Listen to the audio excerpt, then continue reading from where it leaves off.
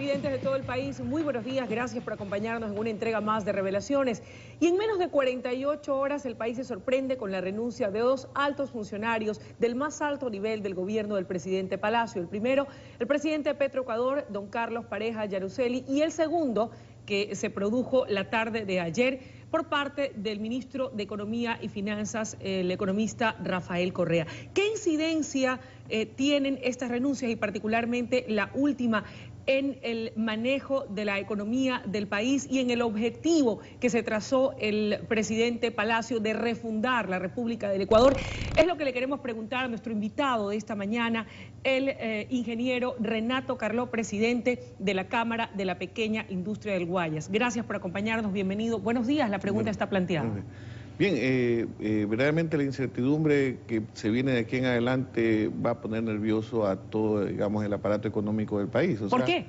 Porque la economía se mueve en base, digamos, de la tranquilidad que inspira y que se pueda percibir por parte de todos los ecuatorianos que estamos aquí en el país. Ahora, analicemos qué pasó en estos 2 meses. ¿Hubo tranquilidad? ¿Cómo vio usted el manejo económico? ¿Por qué se cae Correa?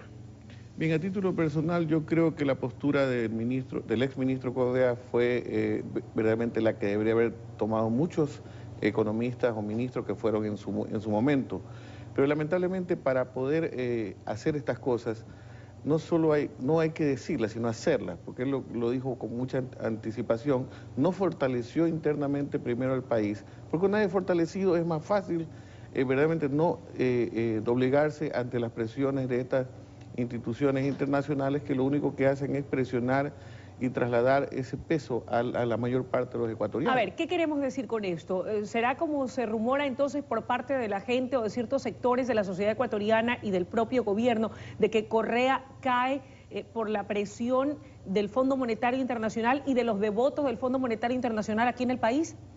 No les gustó la postura de redireccionar los fondos del FEIRE, pero la verdad que en la forma como se estaba recomprando, digamos, o pagando la deuda, no había el factor, digamos, sorpresa de comprar con oportunidad. O sea, eso, digamos, anticipaba de que había un dinero y que inclusive los papeles llegaron a costar el 108%, cuando los compran hasta con el 30 y 40% de descuento.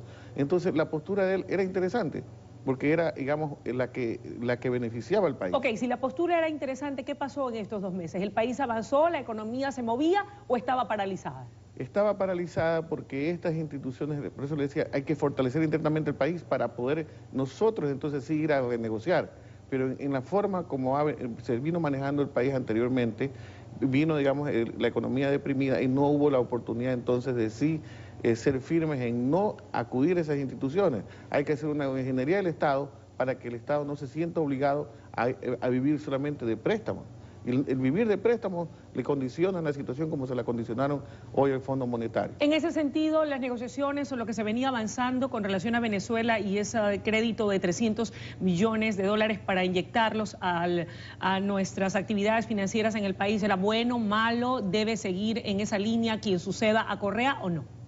Tal vez no sea, digamos, de agrado de Estados Unidos, del Fondo Monetario, el que se haya acudido a esa instancia del préstamo por parte de Venezuela, pero yo creo que si es una opción hay que adoptarla. Las condiciones, digamos, en contraparte sería analizarlas, porque no creo que vaya a haber una contraparte en el momento que se obligue, o sea, adquiera una obligación en el Ecuador. O sea, esa parte hay que analizarla, hay que ver cómo se estaba negociando, porque lo importante no es cambiar de alguien que nos condicionaba a otro país que nos puede condicionar tal vez de una forma diferente, que no es la ideal en estos años que nosotros vivimos. A ver, pero lo que usted me dice traduce otra cosa, que hay otro punto que hay que analizar. ¿Por qué dice aquello de que tal vez a Estados Unidos no le gustó nuestro acercamiento con Venezuela? ¿Podría ser también esa otra causa o factor para que haya determinado, que haya redundado al final en la salida de Correa? Mire, si nosotros, creo que la mayor parte de los ecuatorianos están inmersos en el gobierno, se percibe eso y yo creo que la percepción va hacia allá. O sea, eso ¿Por es qué? realmente ¿Por lo que qué sucede. se dio esto? Porque eso ha sido el sistema como se lo ha venido manejando por años y eso es quien, digamos, en esta forma, quien ha condicionado la forma como se maneja el país. Y a alguien se le reveló y lo único que era más fácil hacerlo es cortarle la cabeza. Es decir, no te acerques a Venezuela porque ahí está el patito feo que es Chávez, esto por parte de Estados Unidos, porque si no te cortamos las alas y no sigues más. Pero a Estados Unidos es lo que le conviene, pero también en la forma como está manejando el país ahora, aunque no puedo yo, digamos, opinar sobre Chávez, pero la forma como está manejando el país Chávez también no es la ideal. Eso no es acorde a lo que hoy se está viviendo. Por eso, tal vez acudir a un país que está viviendo podríamos decir, una dictadura, no es la forma, tal vez, de entregar una condición. O sea, ellos nos podrían condicionar una forma de trabajar que no sería la ideal. Pero nos iban a prestar ayuda, 300 millones de dólares y aparte refinar el petróleo. Yo creo que ya es la oportunidad de que nosotros transparentemos todos y hagamos una ingeniería. ¿Qué quiere decir transparentar todo y hacer esa reingeniería hacia adentro? ¿Qué implica? Mire, todos los esfuerzos nuestros que hacemos a través de los pagos del impuesto a la renta, del ICE y del IVA, solamente se van a sueldos y salarios. El Ecuador no necesita prestar dinero. ¿Qué necesita el Ecuador? Necesita reorganizarse interiormente para que todo nuestro esfuerzo vaya a reinvertirse.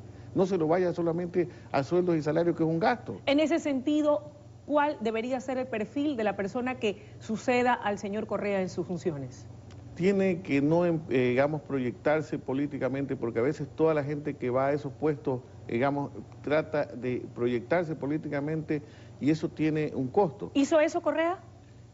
Él no hizo eso, él hizo simplemente lo que le encomendaron, hacer una política, digamos, económica sana, pero lamentablemente no tuvo el apoyo ni tampoco estaba sólido. ¿No tuvo el apoyo de quién? A ver. Yo creo que el presidente estaba consciente que esa política debería haber adoptado muchas personas que ocuparon... ¿No tuvo el apoyo del presidente, es lo que quiere decir usted? Mire, el presidente tiene que estar condicionado en este momento por la política, o sea, todo el entorno en que nos desenvolvemos ahora con la economía está deprimida. El presidente necesita salir de ese problema y para salir de ese problema, lamentablemente, tiene que dejarse condicionar de quienes manejan la deuda. Organismos internacionales. Eso es lo que nos tiene asfixiados. Fondo Monetario Internacional, BID y otros organismos que dan crédito. Eso es lo que nos asfixia a la economía de nosotros. Y si eso es lo que nos asfixia, ¿por qué tenemos que seguir recurriendo a ellos? Porque lamentablemente el país no está organizado. O sea, el presidente Palacio heredó un país desorganizado, heredó un país deprimido económicamente. Entonces, para poderlo cambiar,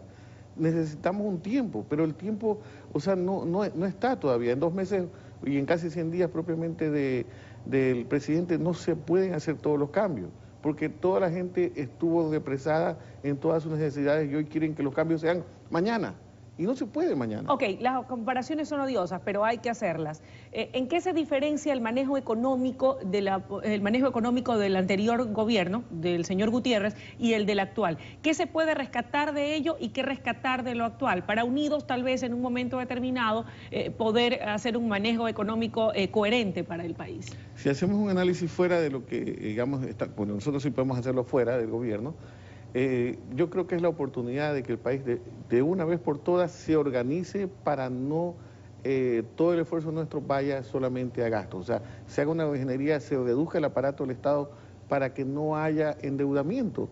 No sé, acuérdese usted que el expresidente Gutiérrez comenzó con 5.000 el presupuesto, 5.000 millones. Y luego terminó con 7.000 millones. Terrible. Entonces, esa factura no la trasladan a nosotros. Cuando ya en una economía dolarizada usted tiene que ser eficiente y el ejemplo lo tienen que dar ellos. Y toda la ineficiencia nos la traspasaron al aparato productivo y nosotros vivimos asfixiados de esa ineficiencia de los gobiernos de turno. ¿Qué esperan entonces ahora? Mire, ojalá que el que vaya, o sea, vaya con una mentalidad, pero no con una proyección política, sino con una mentalidad de hacer país, que es lo que necesitamos, o sea, que la gente sea consciente de que se necesita que el país camine y para caminar necesitamos entregarnos al Fondo Monetario mientras el país no esté organizado interiormente. O sea, una vez que seamos fortalecidos, debemos de prescindir de ellos, pero en el camino. Pero hoy no estamos listos para eso. Aún no estamos preparados. Otro tema importante, y gracias, hemos evacuado una primera parte de la entrevista. Usted como representante de la empresa, de la pequeña industria de la provincia del Guayas, ¿qué conocimiento tiene sobre el cumplimiento de las obligaciones por parte de las empresas filiales al Instituto Ecuatoriano de Seguridad Social? ¿Cumplen, no cumplen, están en mora? ¿Qué nos puede decir al respecto? Yo quisiera aclarar algo antes de contestarle. ¿Cómo no? Nosotros no es que no queríamos que se publiquen las personas que deben, porque nosotros estamos interesados que todo sea transparente. Lo que nosotros pedíamos era que se entreguen los fondos de reserva parcialmente de acuerdo como vayan ingresando los dineros al Seguro Social. No se olvide que el presidente Palacio heredó una proyección, digamos, de su presupuesto del Estado en base a los recursos del Seguro Social. Pero esos dineros son de los trabajadores, tienen dueños. Ustedes no pueden disponer de los dineros de los trabajadores porque es como si mañana un trabajador decida que los dineros que les corresponden cobrar a ustedes se los paguen paulatinamente. A usted no le va a gustar. Sí, pero lamentablemente también nos dan la oportunidad de que nosotros podamos presentar proyectos al Seguro Social que sean viables y que ese dinero no vaya, digamos, a ser parte del presupuesto del Estado, sino que se puede invertir, por ejemplo, en proyectos hidroeléctricos que tanto necesita el país para bajar la economía. ¿Pero usted está a favor o en contra de que se devuelvan esos recursos, los fondos de reserva de manera total y absoluta a sus verdaderos dueños, que son los trabajadores? Estoy a favor, pero proyectado, digamos parcialmente. En la medida en que se vaya realizando la desinversión de esos recursos que ahora están invertidos. Porque si obliga a usted a que haya una desinversión, digamos, se va a entregar más a las instituciones internacionales como el Fondo Monetario, el Banco Mundial y el BID. O sea, eso es lo que no se puede tirarlo al presidente a que él siga, digamos, asfixiándose más, porque esa asfixia nos la van a trasladar a todos nosotros. Pero la lista de morosos debe ser publicada abiertamente y la debe conocer el país. Estoy de acuerdo, nunca nosotros nos opusimos a eso. Es importante que conozca para que la gente, pero también darle la oportunidad a aquellas empresas que no han cumplido, que firmen un convenio de pago, pero no que empiece la coactiva y el embargo, porque si no, los empleadores que hoy deben ser nuestros socios, con los empleados, ellos van a tener problemas porque pueden quedarse sin plaza de trabajo. Entonces, eso también tienen que pensarlo. O sea, entrar en un convenio para, digamos, ponerse al día con sus obligaciones. Finalmente, y con todos estos antecedentes, ¿hacia dónde camina la economía del país, vista desde su ángulo como empresario? Todos queremos quedarnos en el país. A veces percibimos que la tierra hubiera sido heredada de nuestros padres, pero no, ha sido prestada por nuestros hijos para entregarlos reactivados. Y tenemos esa obligación moral de empezar a trabajar para que eso se cumpla así. Así que vamos a seguir trabajando. Vivimos aquí y queremos quedarnos aquí. Apostamos al mejor, seguimos invirtiendo, pero necesitamos un escenario en que nos den tranquilidad para poder seguir invirtiendo. Le agradecemos muchísimo su comparecencia esta mañana aquí en Revelaciones, ingeniero Carló. Amables oyentes, estuvo con nosotros el ingeniero Renato Carló, presidente de la Cámara de la Pequeña Industria del Guayas. Ha dicho que todavía tiene fe en el país, que desea permanecer en el país, pero que para ello se necesita un escenario claro y transparente, con reglas claras, sin tantos cambios que lo único que ocasionan es ponernos más nerviosos a todos y no logramos avanzar. Eso nos detiene. Vamos a ir a una pausa, pero cuando regresemos vendremos con mucha más información desde la noticia.